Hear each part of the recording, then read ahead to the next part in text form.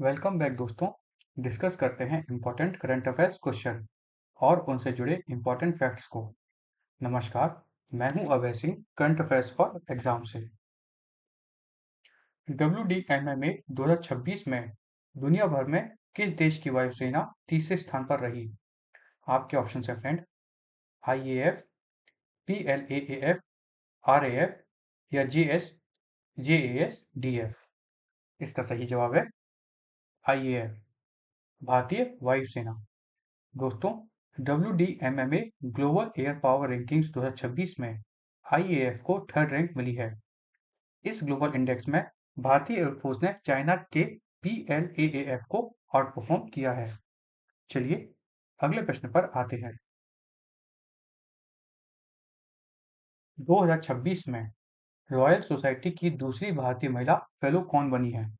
आपके ऑप्शन हैं फ्रेंड, स्वामी स्वामीनाथन, गगनदीप कांग, टेसी थॉमस या इंदिरा हिंदुजा।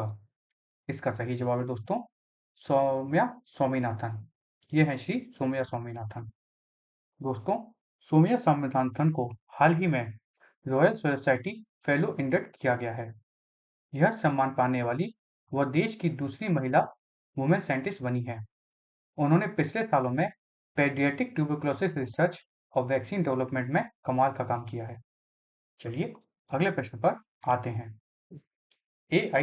ACITI किन तीन देशों के बीच की साझेदारी है? आपके ऑप्शन हैं friend, Bharat Japan US, Bharat Australia Canada, Bharat France UAE या भारत यूके जर्मनी।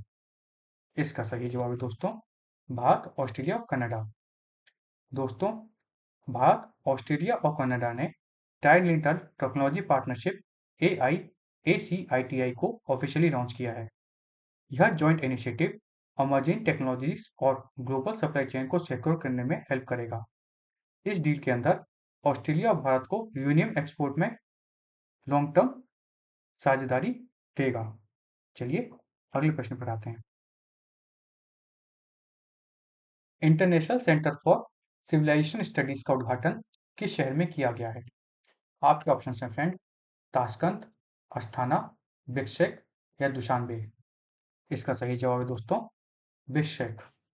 दोस्तों, भारत और किर्गिस्तान ने बिश्केक में एक नए सिविलाइजेशन स्टडी सेंटर को खोला है। यह सेंटर दोनों देशों की मानस और महाभारत एपिक ट्रेडिशंस पर रिसर्च करेगा। इस इवेंट पर क्रेजिस एपिक मानस का पहला हिंदी ट्रांसलेशन भी रिलीज किया गया है। चलिए अगले प्रश्न पर आते हैं। भारत में थोरियम का मुख्य प्राकृतिक स्रोत कौन सा खनिज है? आपके ऑप्शन है फ्रेंड, बॉक्साइट, मैग्नेटाइट, हेमाटाइट या मोनाजाइट। इसका सही जवाब है दोस्तों मोनाजाइट। दोस्तों, जियोलॉजिकल सर्वे ऑफ इंडिया ने भारत के 700 एकड़ में थोरियम डिपॉजिट्स ढूंढे हैं। यह रेडियो एक्टिव थोरियम फ्यूचर में न्यूक्लियर एनर्जी सिक्योरिटी के लिए काफी ज्यादा इंपॉर्टेंट है। भारत के पास पहले से ही मोनासाइट सैंड्स में दुनिया का सबसे बड़ा थोरियम रिजर्व्स मौजूद है। चलिए अगले प्रश्न पर आते हैं। भारत में उड़ान क्षेत्रीय कनेक्टिविटी योजना को कौन सा मंत्रालय लागू करता है?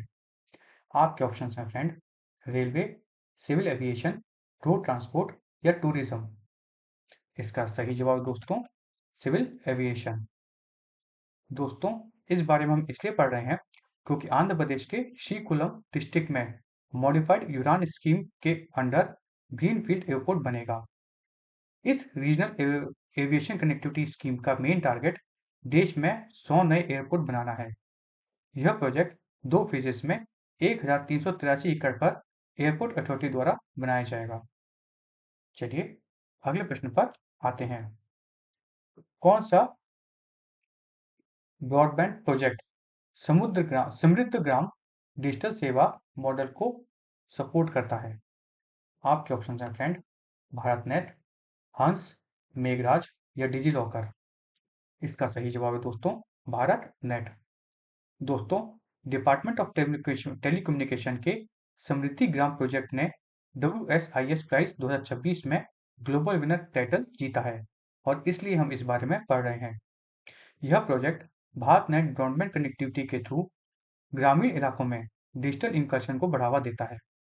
इस प्रोजेक्ट के केंद्र टेलीमेडिसिन, बैंकिंग और ई गवर्नेंस सर्विसेज को डिजिटल फॉर्मेट में डिलीवर करता है। चलिए अगले प्रश्न पर आते हैं। इनमें से कौन सा प्लेटफॉर्म नशा मुक्त युवा अभियान चलाता है? आपके ऑप्शन है फ्रेंड, डिजी लॉकर, उमंग, मेरे सरकार या मेरा माई भारत। इसका सही जवाब है दोस्तों माई भारत। दोस्तों, मिनिस्ट्री ने यूथ के लिए माई भारत पोर्टल पर नशा मुक्त युवा कैंपेन लॉन्च किया है। इस यूथ सेंट्रिक कंपटीशन में 15 से 29 साल के एलिजिबल यूथ पार्टिसिपेंट्स भाग ले सकते हैं। इस नेशनल इवेंट का फाइनल राउंड नई दिल्ली के नेशनल यूथ समिट में आयोजित किया जाएगा। चलिए अगले प्रश्न पर आते हैं। भारत में नशीले पदार्थों के नियंत्रण का कौन सा अधिनियम नियंत्रित करता है? एनडीपीएस एक्ट, यूएपीए, पीएमएलए या एनएसए। इसका सही जवाब है दोस्तों एनडीपीएस एक्ट। दोस्तों, आसाम ने 2 साल में नारकोटिक्स इंसिनेटर लगाकर 472 करोड़ के सीज ड्रग्स को डिस्ट्रॉय किया है। इस एंटी ड्रग कैंपेन में एनडीपीएस एक्ट के अंडर सीज हीरोइन और गांजा को इंसिनेट तथा खत्म किया जाता है। चलिए अगले प्रश्न पर आते हैं। हाल ही में किस केंद्र शासित प्रदेश में 17 नई तहसीलों को मंजूरी दी गई है? आपके ऑप्शन है फ्रेंड, चंडीगढ़, लद्दाख, लक्षद्वीप या पुडुचेरी। इसका सही जवाब है दोस्तों लद्दाख। दोस्तों, लद्दाख के लेफ्टिनेंट गवर्नर ने लद्दाख में 70 नए तहसील को अप्रूव करके टोटल काउंट 32 कर दिया है। इस रीऑर्गेनाइजेशन से रेवेन्यू विलेज मैनेजमेंट और सब डिस्ट्रिक्ट एडमिनिस्ट्रेशन की एफिशिएंसी में सुधार आएगा।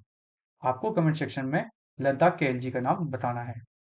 अच्छा फ्रेंड्स, यह नया स्टेप बॉर्डर एरियाज के लोगों के लिए लंबी एडमिनिस्ट्रेटिव ट्रैवल डिस्टेंस को भी कम करेगा। फ्रेंड्स, आज का सेशन यहीं समाप्त होता है। आपको हमारा सेशन कैसा लगा कमेंट करके बताइएगा तथा लाइक शेयर सब्सक्राइब अवश्य कीजिएगा। धन्यवाद। जय हिंद, जय भारत।